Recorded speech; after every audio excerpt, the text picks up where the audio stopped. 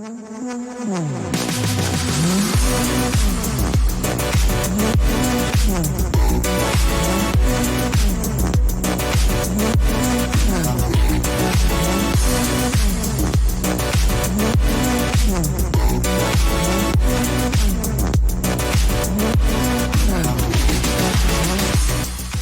everyone, I'm Emily. And I'm Hannah. And we are the hosts of the I Don't Think So podcast. Each episode we discuss a different story, theory, or mystery and decide if we think it's believable or if we really don't think so. Here at the I Don't Think So podcast, we are affiliated with Flurry Sports, and we present our podcasts on your favorite place to listen to them every Wednesday. If you like what you hear, give us a like and share, and follow us over on Threads, Instagram, or X at I Don't Think So _EH. Or you can check out our YouTube at IDTS Conspiracies. Yeah, wherever you would like to listen to us, go ahead and find. We are a award nominated podcast. I don't know when those awards February. Oh, the anticipation of this month. We're coming up, everybody, on figuring out if we've won anything or if we are How just could we have lost? award nominated forever. You know what? We'll take it. We'll take whatever we can get. But it is a new month. So this month we are going to be diving into the world of mysteries. Ooh. It's spooky. I will say when I Googled mysteries, like right off the bat, they were like, Loch Ness Monster. And I was like, come on. Over it. Done, puke. Been there, done that. Been there, done that. And then there were some theories that we had already kind of like gone through, like the house murders that you talked about during our true crime month. Mm-hmm. And there's stuff like that. So I was like, oh no. But then Hannah, I thought about Bridgerton. Love Bridgerton. Season 3 coming out this spring. Absolutely. And I thought, wouldn't it be fun if we could find something like with Bridgerton themes to it? So today, Hannah, I want to talk to you about the Circleville letters. Okay. Have you ever heard of them? No, I never have. So, Hannah, this all started back in March of 1977 in a town called Circleville, Ohio. Okay. This is the story of how an anonymous person sent hundreds of residents, local businesses, government offices, and others letters that threatened to reveal their darkest secrets or at times their lives. Wow. That's like intense. I know. And I was like, oh my God, it's like Lady Whistledown. Yes, weird stuff always happened in Ohio. That's right. It's Ohio. There's nothing else to do but to create drama. Love that. So, like I said, March of 1977, all these letters have been postmarked from Columbus, Ohio, which is roughly about 30 miles north of Circleville, and they had no return address ever on them. The first recipient of these letters was a woman named Mary Gillespie. She was a local bus driver, and she would actually receive kind of a bulk of the letters in the first few years and then even kind of continued on. The first few letters came out to reference an affair that Mary was having with the school board superintendent, Gordon Massey. Gordy, what are we doing? You gotta leave her alone. Slut Mary. So these letters read, quote, "Stay away from Massey. Don't lie when questioned about meeting him." Another one read, "I know where you live. I've been observing your house and know you have children. This is no joke. Please take it serious. Everyone concerned has been notified. It will all be over soon." Wow. After those couple creepy messages, a letter would be sent to Mary's husband, Ron, which he got a message that read, "Mr. Gillespie, your wife is seeing Gordon Massey. You should catch them together and kill them both. He doesn't deserve to live." Jeez. A little intense. Seems a little intense. A note that got sent to the couple wrote, "We know what kind of car you drive. We know where your kids go to school."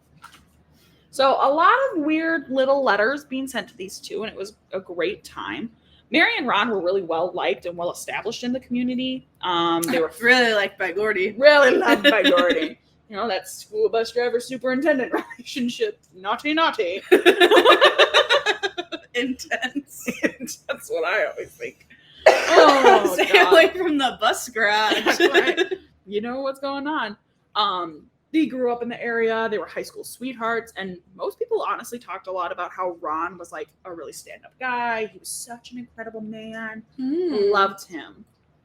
These letters would then escalate into phone calls and offensive signs that would get put up along Mary's bus route. Jeez. Ron would often have to go out around town to pick up all the signage regarding his wife and children, because they also targeted the children then too. Oh, that's no good. I was like, these poor kids had nothing to do with her affair, but whatever. The couple would go to the police, who then would try to tap their phones, watch their home, and even worked with the United States Postal Service to locate the sender. However, all attempts would be unsuccessful. Wow. That's nuts. I mean, it's 1977. But whatever. You can figure out anything in the 70s. Nothing. By August of 1977, so months after this had started, when Mary she went on a vacation to Florida with her sister-in-law. Ron had decided, like, that's it, I'm freaking done. He got in his truck and drove off, telling his children he was going to confront the letter writer. Ron had told Mary that he knew who this person was, and then he was going to take care of the problem when she was gone. Okay. It is also reported that in this time, Ron received an anonymous call at home just before rushing out, and he ended up bringing a gun with him. Oh. Right on. The identity of this caller has never been found, and it's believed to have been the letter writer. Unfortunately, Ron was later found dead, having reportedly crashed into a tree in a single-car vehicle accident. A .22 caliber revolver had been fired just once, was found right next to his body. It was stated that he had almost twice the legal limit of alcohol in his blood, even though he was not usually a drinker or even a heavy drinker by that. Oh, that's weird. Mm-hmm. So the coroner ruled Ron's death an accident. However, some have claimed Ron was shooting at the letter writer and was murdered due to some threats that the letters had made to Ron, such as telling him that if he didn't stop his wife's affair, that he could end up dead.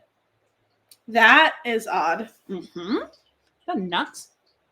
Among those who reportedly believed that Ron was murdered would be his brother-in-law, Paul Fresher. Okay. So Paul was married to Ron's sister. Okay. It's not Mary's sibling. It's like a different gotcha. Other direction of a brother-in-law. Yeah. So after Ron's death, Mary then admitted that she was having a romantic relationship with Gordon, but claimed that it only started after the letters started. Oh, baloney. I was like, liar. So we see through you. Mary, make up a better lie, you know? No kidding. But what are you going to do? So from there, the harassment from the letters really only grew. And one letter said, quote, "Everyone knows what you have done. If you don't believe us, just make them mad and you'll find out for yourself." Another letter said, quote, "It's your daughter's turn to pay for what you've done." Oh, that's no fun. No kidding. Things would continue to escalate, honestly, from there. And so February 1983. So we're talking 5 years, 6 years, can't do math. Fun for me. 6 years after this all started, Mary was driving her school bus when she saw kind of a really obscene sign about her daughter hanging up on one of the fences. So she was like, oh my God. So she pulled over. She tried to pry the sign off the fence, only to discover that the contraption was kind of connected with twine, and it had like a mysterious box along with it. Okay. When she got home, she found a loaded gun in the box, and the police said that it was a booby trap intended to go off and kill Mary. Wow. Didn't. Firearm examiners at Ohio's Bureau of Criminal Investigation discovered the serial number of the gun belonged to none other than Paul Fresher's coworker, who admitted to police that Paul sold his gun to him. Weird. Interesting. So after questioning Paul's wife, Karen, who was at that time divorcing him, she told cops that he was responsible for the letters and was furious with Mary over her being involved with Gordon. Okay. Allegedly, she had found a couple of letters hidden in the house and one letter torn up in a commode. I'm like, why are you digging in a commode? But whatever. Paul would be cooperative with investigators. He admitted that it was his gun, but said it was stolen and never asked for a lawyer. Okay. Paul even allowed them to search his house and car and give them samples of his handwriting. However, when he agreed to take a polygraph, he failed. Ooh. Paul was arrested for Mary's attempted murder, but was never brought with charges due for the letters. Okay. And the reason he never really got charged for that is because the letters would continue following Even after his conviction. Okay. At the trial, Mary was allowed to testify about the letters and answer questions from like the defense about them, which experts would say that was very damaging to Paul's case. Yeah. The judge allowed 39 of the letters to be brought to trial due to the fact that the writing on the booby trap was similar to the block letters used in that handwritten letter. Okay. 2 handwriting analysts indicated that the letters could have been written by Paul. Paul's fingerprints would never be found on the booby trap or the box with the gun. Okay. He had, however, been off work on the same day that the booby trap was found, and the industrial-sized chalk box in which the gun was found was similar to those seen at his workplace. Ooh. He worked at Anheuser-Busch. Oh. I was like, Paul! No. No! Not the beer Not guy. the beer guy. You're supposed to be fun. Anyways. Yet no one ever saw Paul near this trap, and he had actually a really decent alibi for the day. Paul never took the stand, but a ton of defense witnesses testified seeing him at home doing projects around his house. Okay. Paul would be convicted and sentenced to 7 to 25 years for the attempted murder. Jeez. However, a lot of people in the community doubted his guilt. Often they considered him to be a family man, and he was never ever in trouble with the law. Did the gun go off, or did she just find the gun in there? She found it. It like didn't go off. It was rigged to go off, and it just never did. Okay, because I'm like, there's like, I feel like it's a kind of a jump to say like, I found a gun in a box. You must be trying to kill me, and now you're, you know what I'm saying? That seems like a little intense. One neighbor named Janet Cassidy said, quote, "He wasn't dumb enough to put his own gun in a booby trap." But was he? Was he? I don't know. Like I said, these letters continue to come in droves even after Paul was in prison, despite him being banned from using any paper or pens. So obviously he's not writing the letters. The sheriff was convinced it was him, but couldn't answer how he was able to do it, and Paul's own warden said that it was impossible for him to be the person writing the letters. Unless he wrote a bunch beforehand. And now they're just somehow getting sent? Wife? Mm-hmm. Eventually, Paul himself would receive a letter boasting about how they had set him up. Quote, "When we set him up good." Dang. Bummer. Paul believed that his ex-wife, Karen, was the one writing letters. Was the one who in the divorce, kind of got the shit end financially, as well as losing custody of their daughters. Okay. Was behind all the setup. It was also argued that she did not keep any of the letters that she said to cops that she found. Gotcha. She was like, "No, I found them and I threw them away." Suspicious. Mm-hmm. If you were to dig into police reports, there's actually evidence of another suspect, which a different bus driver, another female bus driver, spotted at the time of the incident. Her report said that she saw a man standing by an El Camino. The man kind of like turned away from her and looked like he was going pee, so she didn't get a good look of his face. But she said it was a large man with sandy build. And for reference, Paul was not a big dude. So it couldn't have been him. He had like dark hair. Okay. And did not own an El Camino. Well, it would be reported that Karen had a boyfriend at this time with sandy hair. And brother, she's one to write freaking letters about her, about the other lady. I know. Gordy? Yeah, no shit. Calling the kettle black, you know? Yeah. And her brother also had an El Camino. So she was never named a suspect by police. Paul reportedly told a friend that he thought his son Mark would be the person who stole the gun. However, Paul was a big family man, and neighbors, his family have all said he would rather go down for murder than his kid get in trouble for stealing a gun. Sure. So, never really talked about that with police. Mary Ellen O'Toole, who's a former FBI investigator, said that she believes the writer could be a female and was not educated due to many typos in the messages. Sitting here today, quote, "I'd say I can't rule him out," she said of Paul. Okay. But I'm looking, quote, "but I'm looking at other reasons that tell me it might in fact be someone different." Okay. So basically everyone's saying like, I don't know, it could be. But it also could be someone else. I'm not sure. There's a lot of like maybes up in the air. A decade passed and the Circleville letters mysteriously only grew. in December of 1993, when the Unsolved Mysteries came to Circleville to investigate these letters, the show ended up receiving an anonymous letter that said, quote, "Forget Circleville, Ohio. If you come to Ohio, you El Sickos will pay." Ooh.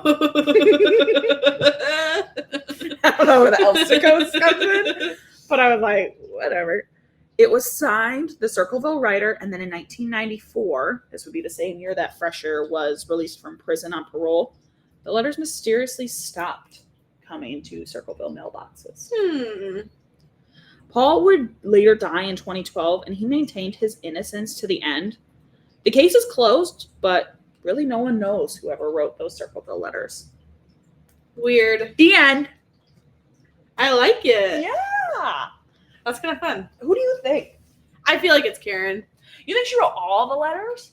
I feel like it was like her and Paul together, maybe. Sure. The whole time. Yeah. And then she set him up. And she was like, or maybe like he did it originally, and then when all the divorce stuff happened, she got pissed and like tried to copycat him. Sure.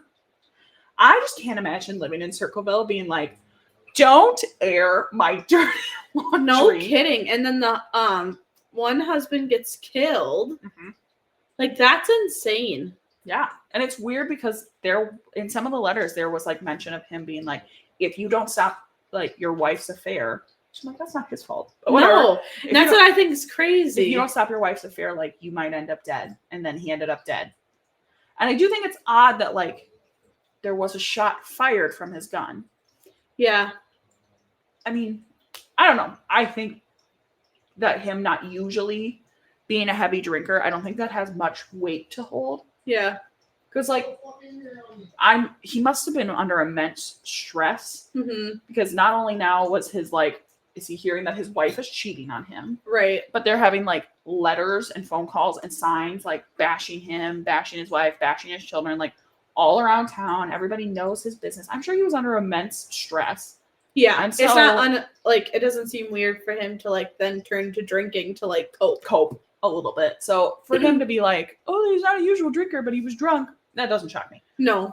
But like, I do think it's odd that like if he was the one writing the letters, why he would threaten his brother's life if like the whole point of him writing the letters was to be like, your wife's a dirty cheater.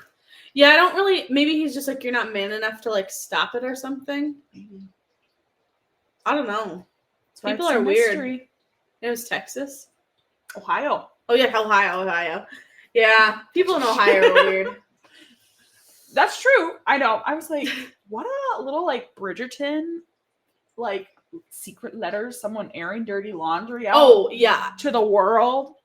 Can you imagine riding the bus? No. And like seeing these signs about your bus driver? Like, or I'd be like, Mrs. Gillespie. Like, can you imagine? No. Or like your bus driver's kids? No. And you're sitting next to Also, them on people the are bus. like so publicly just saying like, yeah, this bus driver's getting fucked by our superintendent. By Gordy. I'm Gordon now. Like, that's insane. And then for them to date afterwards, I was like, salt in the wound, babe. You gotta at some point just like find someone But we else. didn't date until after this came out. Until the letters started. I didn't even have that thought in my brain. But once you suggested it, that sounded great. I was like, I would fuck Gordy till the cows came home. Yeah, that's wild. No, I like it. Good mystery. If you guys have any other mysteries that you think are good, definitely send them to us, and we'll continue to do these throughout the rest of February. Heck yeah. Maybe we'll solve one of these times. That'd be fun. That one? I don't know who did it. No, I don't know either. I think Karen's a spiteful bitch, but What if it's someone like completely unrelated? Like different bus driver. oh, what if it was the principal? Or like the school secretary? They know everything. They do know everything. I bet you it was her. They're hearing over the radio them talking. Miss Mary, can you come to the bus bar? Having a code hard. That would not be a very good descriptive code word. I think people will know what's going on. Yeah, that's great. Well, that's fun. Well, that kind of wraps up our first segment. Now that we're in the month of February, Emily kind of presented a little bit of fun Valentine's Day themed stuff with her ranking of the chocolates. Yeah, and I'm like going down aisles now because I was at Target today, Target Boutique, and I feel like so many of them aren't chocolate anymore, which is fine. Yeah. But like, there's like Nerds gummy clusters and gum and Skittles, and I'm like, oh, I mean, fair. It's just like trying to market anything as a Valentine, whatever. If you put it in a heart-shaped box, it's Valentine's Day. I'm not mad about it. Oh God, no. So that kind of made me think of. I thought it would be funny how we ranked chocolates. I thought it would be funny to rank like worst middle school Valentine's presents. You would see all of. I'm thinking like the stupid like first boyfriend. Oh, like a teddy bear. And they're giving you dumb presents. One of my worst presents came at Valentine's Day back when I was, honestly, I think I was in high school. Or high school. I was in middle school, high school, like first relationship and like the dumb shit that they buy you. And you're like, thanks. Thank you so much. Like, what is some of the worst shit that you think you've gotten? And it's honestly one of the worst gifts I've gotten ever. Yeah. And I've had some bad gifts in my life, as you are well aware. But my boyfriend at the time, no shade to him, but like, I don't think he listens. But like, he... You know who you are. You know who you are. I'm not going to say your name. But he got me a teddy bear, which originally sounds great. However, it was a world's largest gummy bear. I forgot about teddy bear. It was a 5-pound gummy bear. And for those of you who don't know, I don't really like gummy stuff all that much, especially like gummy bears. Because the second they're not fresh, they're the hardest thing to chew. Yeah. Now imagine that in 5-pound form. I was like, and it was rainbow colored. It was the ugliest thing too on top of it. And it came in this massive box where I could see it. And he was like, isn't it great? It's the world's largest gummy bear. And I was like, you could have gotten me a fucking sticker. And I would have been so much. I had that thing in my fridge for a year. Why'd you keep it in the fridge? Because I thought it would save better. It didn't. It'd be hard. I ate the ear and the rest was thrown away. I ate maybe 2 ounces of that 5-pound gummy bear. Oh, it was such a bad gift. I was like, what am I supposed to do with this? And then I had to just sit in my locker for the rest of the day. Yeah. That's not good. No. What I was thinking of, it's not like it's the sentiment, nice. But it just has long-term ramifications. I was thinking like that first ugly ass like heart necklace. Oh no. You know the ones. I do know the ones. Where it's like I spent $12 at Walmart and I got you the most stereotypical ugly heart necklace. I remember the first one I ever got, and it's like your favorite color is purple. So it's got alternating purple gemstones around the heart, and not only is it ugly, now you have to wear it every day. Yeah, it is now your wardrobe because you're a bitch if you don't wear it. Yeah, and you're like it's a problem if you don't wear this necklace now for every day for the rest of your freaking life. You are the worst person ever, and we're breaking up. No shit. On that realm of like jewelry can be such a nice thing, but I think you need to know the person you're getting jewelry for. Yeah. I think jewelry is so specific to style and what people like to wear. Another really bad gift I got was the person I was dating was kind of an Instagram shopper. Loved an Instagram app. Boom, they were buying it. I love that. And he had gotten us these bracelets. And now if it was like a little thin, like gold bracelet or silver bracelet, or even if it was like a fucking watch or charm bracelet, I would have been like, beautiful. You know what's not my favorite thing? Like athletic. You don't even wear bracelets. I really don't. I would do like little gold bracelets. Like the thin, like the thin chain ones are cute. Chains. I'm all for it. And it was this hot pink athletic bracelet that looked like it had some like weird spiral design on it in black. So I was like, it's ugly. It was ugly. And I was like, And I said thank you, and I had to wear it until I lost the son of a bitch when I was showering one time, and it was hot pink. And as I wore it, it slowly turned more and more like dirty because it was an athletic material. It was like a stretchy, like nylon-y nylon material. And I was like, and again, I think it is not about like what the gift is. Like, it is the sentiment, but also like, I think if you're giving someone something with the anticipation that they're going to wear it and keep it, it should be something that they like. Wow, what an ask. What a crazy thing to say. And yeah. So it's like, just maybe ask that person that you're giving it to, like, what do you like? Because I would say, I don't like paracord. I don't want to wear a paracord Or like, bracelet. I think about like, do you ever see them wear something similar? Right. Or do they talk about wanting something similar? Because I could understand like, well, they don't wear something similar because they don't have anything like that. But is there a reason why they don't have anything like that? Right. You know what I mean? That, my other thought was for bad presents was, there's this one time that we were looking at, they always have like the weird like flower things where they're like, instead of just like, oh, you said you wanted flowers, I'm gonna buy you. I got this like random, like they make the weird random like fake rainbow roses. Yes.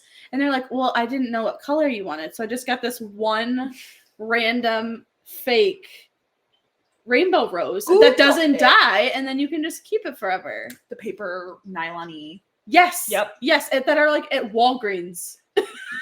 You know what I'm saying? I do, exactly. That is where you see them. Walgreens and Quick Trip is where I see them. Do not give me flowers that you are for sale at the gas station. Like, go to Walmart. The grocery store. You can get me like cheap. You spent more money on this than you needed to, and it's ugly. What am I going to do with this? I'm telling you, flowers are so nice. I love flowers. Don't give me that. Do not. I know some people are going to be like, well, they die, and I don't want them to die. That's part of flowers. That's part of the the going point. to go, and like, I can get new ones then. Mm-hmm. How many times I've bought myself flowers? Too many. Well, and that's fine too. Like, I don't mind the sentiment of like, oh, I got you these. Obviously, it's not like, okay, Valentine's Day, it's just like, oh, I love you. I appreciate you. 100%. It does not need to be anything huge. Just like an acknowledgement of like, oh, I got you flowers because I was thinking about you today because I love you. Mwah, mwah. Adorable. Perfect. That is like perfect. It can be stereotypical. I don't mind stereotypical presents. I just don't want ugly shit in my house. No, because then I have to keep it because I feel bad. Yeah. No. Yeah, no, on the track of the worst gifts ever. This is poor guy in high school. I hope he doesn't listen. We went to Disney World, not like him and I together. We went as like a school trip. Yeah. And he decided he was going to play the games where you can like win something. Sure, like a prize. And so for the entire day, he would give me this prize, like whatever he won, and then he would take it back from me to then try and upgrade the prize. Oh. And so I'm telling you, I had like 7 like cheapo stuffed animals that day. And I finally ended up with, he got us a matching Mickey and Minnie. He took Minnie and I took Mickey. And I still have Mickey somewhere. And we broke up years ago. Like a decade. Probably broke up like a decade ago. And I know I still have Mickey somewhere. And so I'm kind of wondering if he still has Minnie. That ship has sailed, my friend, but like, but like, don't get rid of it. I'm like, I gotta keep it now. I don't know what to do with it. Yeah, but yeah, and I was like, I remember that process of being like, oh my god, it's so sweet, thank you. Stop. And then he would like rip it out of my hands and be like, I'll give you $2 if I can exchange this for a bigger prize. And I was like, I don't need a bigger prize. Just give me the tiny stuffed bear that I can shove in my purse. Yeah. No. I will say there was one in there that I was like, please, dear God, don't let this be my last one. It was like this long rainbow, I don't even know, like sloth hat thing. And I was like, God, please don't let this. This is what I end up with. Please don't let this be my last one. Yeah, at least Mickey and Minnie. That's nice. That was cute. That was a cute one. I I was The process to get there. the process to get there was not Brutal. a fun time. I also remember he got so mad at me on that trip because he wanted to go to this expensive restaurant. Why? And I was with friends. Yeah. And I was like, I'm not going to this restaurant because firstly, you have to wait in line for like too long. 2-3 hours. Yeah. It was like Beauty and the Beast. Oh, sure, The Rose, blah, blah, blah. And it was like $80 a plate. And I was like 14 years old. I was like, I am not. How romantic. And he was not going to pay for me. So I was like, no, I'm not going. He was mad. He was like, I want to hang out with you. And I was like, I don't want to go to an expensive restaurant. We're going to have to stand in line for 40 fucking hours yeah, to be like still hungry when I leave. You know what I'm doing? Eating a corn dog. yeah. I got this for $1 off the ground. First loves. The first time you thought, this is great. I want to marry this person. Ugh. No, not true. Wow. Well, thanks for humoring me. Absolutely. Hopefully you guys enjoyed that. And if you've had any terrible Valentine's Day Horrible gifts, Valentine's gifts, please let us know. yeah, send us a message. It's so fun. I get enjoyment out of that. I love hearing people's worst gifts. I love hearing people's best gifts too. My best Valentine's Day gift, real diamond earrings. I also got real diamond earrings. And I was like, that's nice. also same guy who got me Mickey and Minnie in the 5-pound gummy bear. Really? My husband got them for me. Same guy. We had ends of the spectrum. Yeah. But yeah, they were like little. They're small, but Yeah. they were beautiful. And I was like, Aw. I don't even remember what I got him. It was not worth. I think I got him like a nice wallet. I was like, thanks. Cool. Yeah. Fun. Good Wow. times. Well, if you like what you hear, definitely subscribe to our show. Come back next week and we'll have something fun to share with you. Bye.